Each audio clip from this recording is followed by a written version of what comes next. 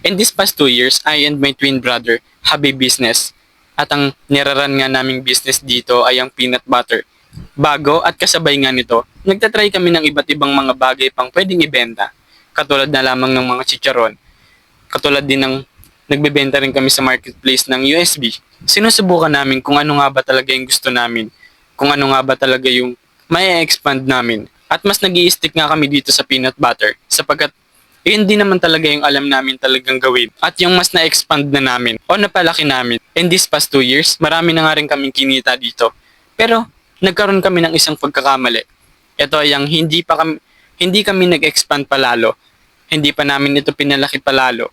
Hindi rin kami nakapag-ipon para matustusan nga yung pagpapalaki nga ng business namin iyon. Kaya naman kung ikaw, kung may business ka, mag-focus ka sa pag-expand. Kahit magkaroon ka na ng benta o kita dun sa isang lugar, meron pa rin bibili sa iyo sa ibang lugar. At huwag mo rin kalimutan na mag-expand pa sa skills na meron ka. Yun lang. God bless.